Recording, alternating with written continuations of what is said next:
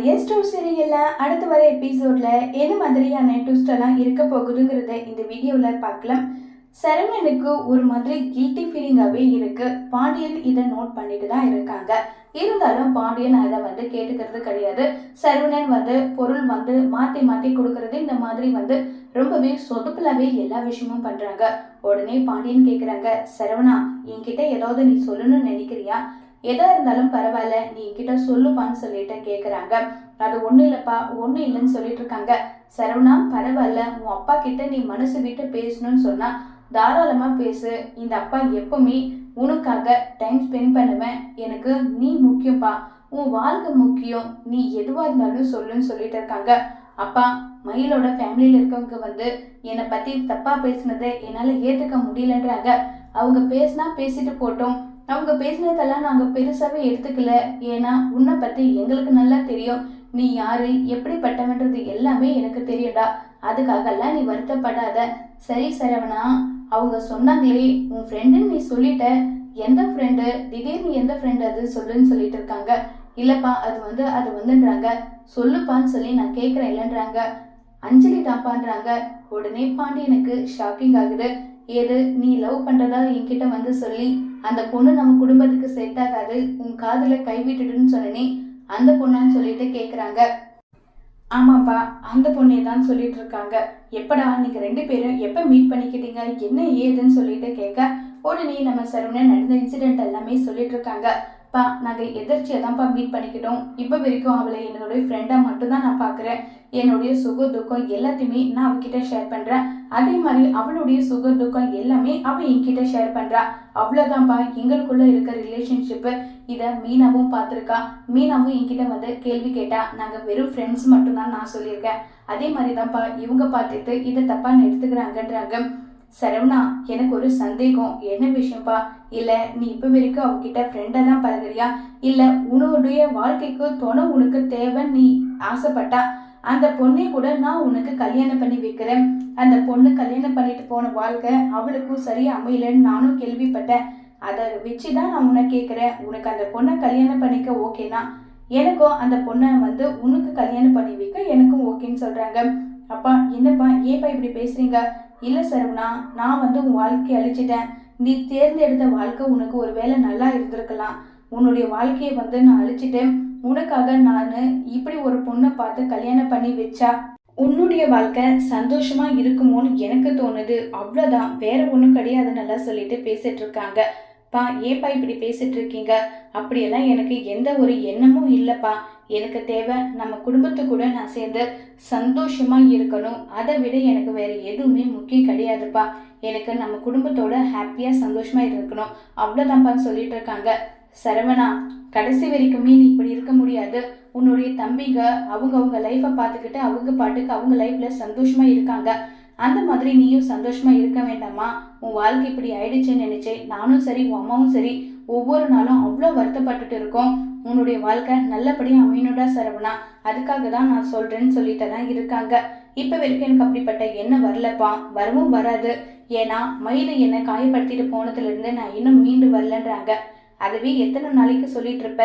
மயிலு இப்படி ஒரு தப்பை பண்ணிட்டு போயிட்டா, இனியும் நீ அவ கூட சேர்ந்து வாழ போறது கிடையாது. இனி அவளுக்கும் உனக்கு எந்த விதமான சம்பந்தமும் இல்லாத போது நீ எதுக்காக அவளை பத்தி நினைச்சிட்டு இருக்கன்னு எல்லாம் சொல்லி கேட்டுட்டு இருக்காங்க. மனசு முழுக்க அந்த அளவுக்கு காயம் இருக்குப்பா, அந்த காயம் இந்த அளவுக்கு ஆறாதுன்னு சொல்லிட்டு எல்லாம் பேசிக்கிட்டு இருக்காங்க. சரி சரவணா, ஒருவேளை உனக்கு கல்யாணம் பண்ணிக்கணுன்ற எண்ணம் இருந்தா முதல்ல என்கிட்ட நீ தான் சொல்லணும், புரியுதா? உனக்காக எப்பவுமே சப்போர்ட்டா இந்த அப்பா இருப்பேன்னு சொல்லிட்டு இருக்காங்க. கண்டிப்பாப்பா, உங்ககிட்ட சொல்லாம நான் வேற யார்கிட்ட சொல்ல போறேன்? கண்டிப்பா நான் உங்ககிட்ட சொல்றேன்னு சொல்லிட்டு சரவணன் சொல்றாங்க. இதை கேட்டு சந்தோஷப்படுறாங்க பாண்டியன். அடுத்ததா அரசியோட ட்ராக்கை காட்டுறாங்க. அம்மாச்சி, உங்கள் பேரை என்னதான் நினைச்சிட்டு இருக்காரு மனசில்? அவர் பாட்டுக்கு என்னுடைய அப்பத்தாவுக்கு இந்தாங்க சோப்பு எடுத்துகிட்டு போயிட்டு கொடுன்னு சொல்லிட்டு கொடுக்குறாரு. ஆனால் அதில் பார்த்தா சாக்லேட் இருக்கு. என்ன நினச்சி இப்படி பண்ணிட்டு இருக்காருன்னு நல்லா சொல்லி கோவப்படுறாங்க. ஏண்டி, அவன் விளையாட்டுக்கு கொடுத்துருப்பான், அதையே இவ்வளோ சீரியஸாக எடுத்துக்கிறேன்றாங்க. ஒரு வேளை நாளைக்கு மட்டும் வரட்டும், அப்படி இருக்கு அவனுக்குன்னு சொல்லிட்டு கோவமாக அந்த சாக்லேட்டை காந்திமதி கிட்டே கொடுத்துட்டு போயிடுறாங்க. இப்போ நம்ம காந்திமதி குமாருக்கு கால் பண்ணுறாங்க. டே குமார், என்னடா பண்ணிட்டு இருக்க? ஏன்னா அப்பத்தா என்னாச்சு, ஏண்டா அவளுக்கு எதுக்குடா சாக்லேட் கொடுக்குறேன்றாங்க. நீ கல்யாணத்தை நிறுத்தி எனக்கு ரொம்ப பெரிய உதவி பண்ணி வீட்டை விட்டு வெளியே போய் எனக்காக தங்கிட்டு இருக்க. நானும் ஏதாவது சின்னதாக முயற்சி பண்ண வேண்டாமா? அதுக்காக தான் பண்ணிட்டு இருக்கேன். கண்டிப்பாக நான் அரசியோட மனசை மாற்றி அவளை கண்டிப்பாக நான் கல்யாணம் பண்ணிப்பேன்றாங்க. குமார், நீ நினைக்கிற மாதிரி இது இந்த அளவுக்கு எல்லாம் போக மாட்டேது எனக்கு தெரியல. ரொம்பவே மனசுக்கு கஷ்டமாக இருக்குது, பயமாக இருக்குன்றாங்க. அது எப்படி போகாது? நான் கண்டிப்பாக அரசி மனசை மாற்றிடுவேன். ஏன் உங்கள் பேர் மேலே உங்களுக்கு நம்பிக்கை இல்லையான்னு சொல்லிட்டு கேட்குறாங்க. நம்பிக்கை இருக்கு இல்லை அது அப்பாற்பட்ட விஷயம். இருந்தாலும் நான் சொல்கிறத கொஞ்சம் கேளுடா, கொஞ்சம் பொறுமையாக இரு. அரசியோட மனசில் இப்போ வரைக்குமே நீ ரவுடின்ற ஒரு எண்ணம் மட்டும்தான் இருக்க தவிர உன்னை கல்யாணம் பண்ணிக்கணுன்ற எண்ணம் அவளுக்கு இல்லை. அப்படியே இருந்தாலும் உன்னை அவள் காதலிச்சாலும் குடும்பத்தோட சம்மதத்தோட தான் அவள் கல்யாணம் பண்ணிக்கணும்னு நினைப்பா. நீ அவங்க குடும்பத்திட்ட எல்லார்கிட்டையுமே சண்டை போட்டுட்டு எதிரியா இருந்துட்டு எப்படிடா இந்த கல்யாணம் நடக்கும் சொல்லுடான்றாங்க. அப்பதான் அதெல்லாம் அந்த கதை. நான் இப்போ அரசியை லவ் பண்ணுறேன், அவளை தான் கல்யாணம் பண்ணிக்கணும்னு ஆசைப்படுறேன். வேற எந்த பொண்ணையும் எனக்கு எடுத்து கூட பார்க்க பிடிக்கல. நீ எனக்கு உதவி பண்ணுன்றாங்க. எனக்கும் ஆசையாக தாண்டா இருக்கு, ஆனால் எதுவுமே நடக்காத போது என்னால் என்ன பண்ண முடியும்னு நினைக்கிறேன். ஏன் முடியாது? உன்னால் கண்டிப்பாக எதுனாலும் பண்ண முடியும். எனக்கு உன் மேலே நம்பிக்கை இருக்கு. நீ பண்ணு பண்ணு, எனக்காக உதவி பண்ணுன்னு சொல்லிட்டு குமார் கேட்குறாங்க. ஏண்டா இந்த விஷயம் மட்டும் உன் மாமனுக்கு தெரிஞ்சா என்ன நடக்கும் தெரியுமா? எனக்கு என்ன பண்ணுறதுனே தெரியல. ஏண்டா குமாரி இப்படி பண்ணுறாங்க? உன் பேரன் வாழ்க்கை நல்லா இருக்கணும்னு நீ நினைக்கிறியே இல்லையா? ஆமாம் நினைக்கிறேன். என் வீட்டுக்கு மருமகளாக அவள் வாழணும்னு நினைக்கிறல்ல, எல்லாமே நினைக்கிறேன் தாண்டா. அது எல்லாமே எந்த பிரச்சனையும் இல்லாமல் சுமூகமாக நடக்கணும்னு ஆசைப்படுறேன். அப்படின்னா எங்கள் 2 பேருக்கும் ஸ்ட்ரைட்டாக 60வது கல்யாணம் பண்ணாதான் இது எல்லாமே நடக்கும். அப்போ கூட உண்மையாக நடக்குமான்றது தெரியாது. அப்படி இருக்கும்போது நீ இப்படி ஆசைப்படுறது தப்பு இல்லையான்னு சொல்லிட்டு மாறி மாறி ஆர்கியூமெண்ட் பண்ணிட்டு இருக்காங்க. இதை தூரத்தில் இருந்து கோமதி, என்னம்மா என்ன யார்கிட்ட கல்யாணத்தை பற்றி பேசிகிட்டு இருக்கேன்னு சொன்னதும், டே குமாரு மொத்த வந்துட்டா வேடா ஃபோனுன்னு சொல்லிட்டு ஃபோனை வச்சிடுறாங்க. என்னம்மா யார்கிட்ட கல்யாணத்தை பற்றி பேசிகிட்டு இருக்கேன்னு சொல்லி கேட்குறாங்க. எல்லாம் நம்ம அரசியக்கு பற்றி தான். ஏன்னா இப்போ அரசிக்கு கல்யாண வயசு வந்துருச்சுலன்றாங்க. மா வேண்டாம், என் வயிற்றுச்சில கொட்டிக்காத. என் பொண்ணுக்கு நல்ல மாப்பிள்ளையை பார்த்து நானும் என் புருஷனும் கல்யாணம் ஏற்பாடு பண்ணும். அந்த கல்யாணத்தை கெடுத்தது யாரு? உன்னுடைய பேரன் குமார், அந்த ரவுடி தான். அவன் தான் நல்லா இருக்க மாட்டான்னு சொல்லிட்டு சாபிக்கிறாங்க. கோமதி வேணாம் கோமதி, அவன் 1000 தப்பு பண்ணாலும் அவன் உன்னுடைய அண்ணன் மகன். அவன் நல்லா இருக்கணும், நீ வாழ்த்தணும். இப்படியெல்லாம் சாபிக்க கூடாதுடின்றாங்க. பின்ன உன் பேரன் பண்ண வேலைக்கே வேற என்ன பண்ணுவாங்களாம்?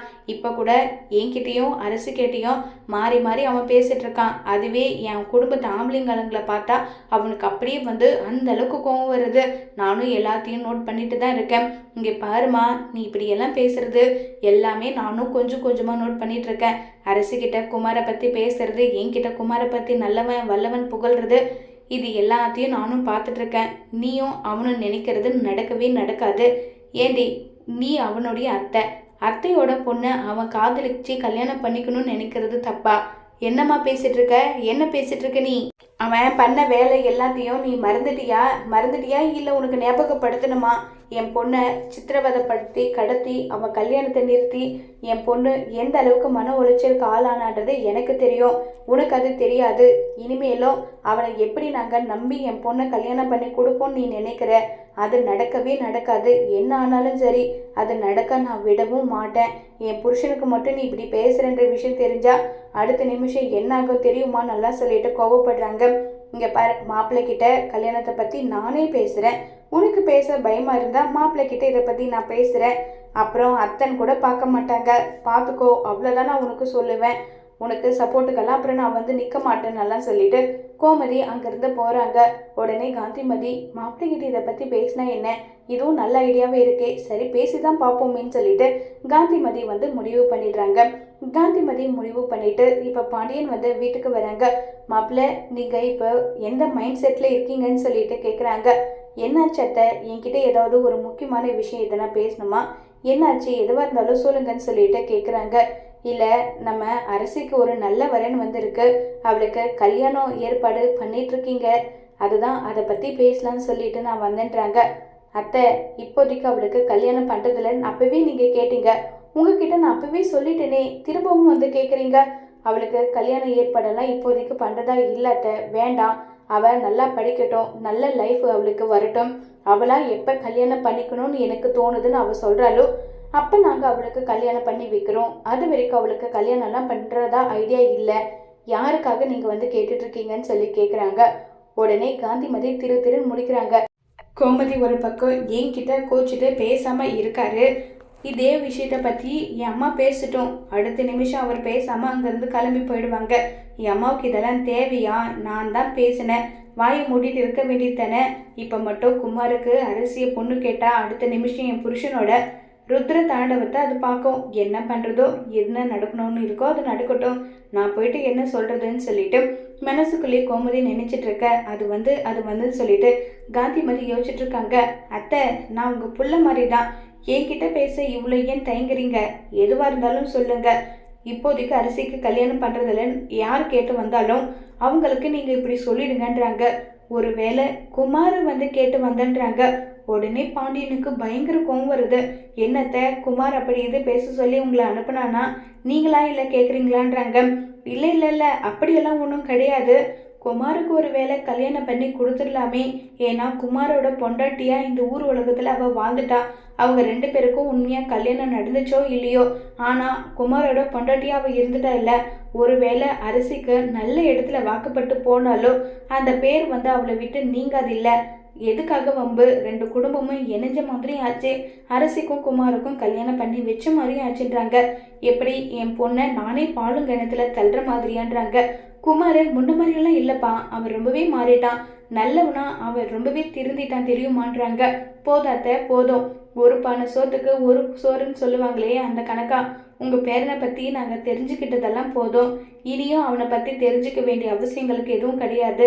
என்னுடைய பொண்ணுக்கு யாரை பிடிச்சிருக்குன்னு சொல்கிறாலோ அவனுக்கு தான் நான் கல்யாணம் பண்ணி கொடுப்பேன். குமாருக்கெல்லாம் வாய்ப்பே கிடையாது.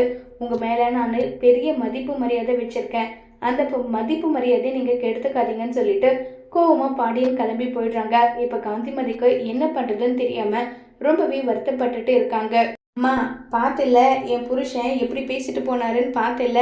நான் தான் சொன்னேன்ல அவர் இப்படி தான் பேசுவார். ஏதோ நல்ல மூடில் இருந்திருக்காரு. அதனால தான் உன்னை இப்படி பேசிட்டு அப்பத்தோடு விட்டுட்டாங்க. அவர் மட்டும் கோபத்தில் இருந்தால் என்ன நடந்திருக்குன்னே தெரியாது. என்ன தலையாக வாங்கியிருப்பானா? வாங்கிட்டு போட்டோம். என் மருமக கையால் செத்த புண்ணி எனக்கு கிடைச்சிருக்கோம். இங்கே பார், என்னன்னாலும் ஆகட்டும், என்னுடைய பேத்தியை என் பேரனுக்கு தான் நான் கல்யாணம் பண்ணி கொடுப்பேன். கண்டிப்பாக இந்த கல்யாணம் நடக்கும். உங்கள் தலைமையில் இந்த கல்யாணத்தை நான் நடத்தி வைக்கல. என் பேர் காந்திமதி கிடையாதுன்னு சொல்லிட்டு கோமதி கிட்ட சவால் விட்டுட்டு போகிறாங்க. கோமதி, என்ன என்கிட்டயே சவால் விடுறியா? நான் உயிரோடு இருக்கிற வரைக்கும் என் பொண்ணுக்கு அவளுக்கு பிடிச்ச லைஃப்பை நான் கண்டிப்பாக அமைச்சு கொடுப்பேன். குமாருக்கு மட்டும் கல்யாணம் பண்ணி கொடுக்கவே முடியாது. உன்னால் என்ன பண்ண முடியுமோ பண்ணிக்கோன்னு சொல்லிட்டு கோமதியும் சவால் விடுறாங்க. இப்போ கோமதி விடுற சவால் பலிக்குமா இல்லை காந்திமதியோட சவால் பலிக்குமாங்கிறத வரப்போகிற எபிசோடில் வெயிட் பண்ணி பார்க்கலாம்.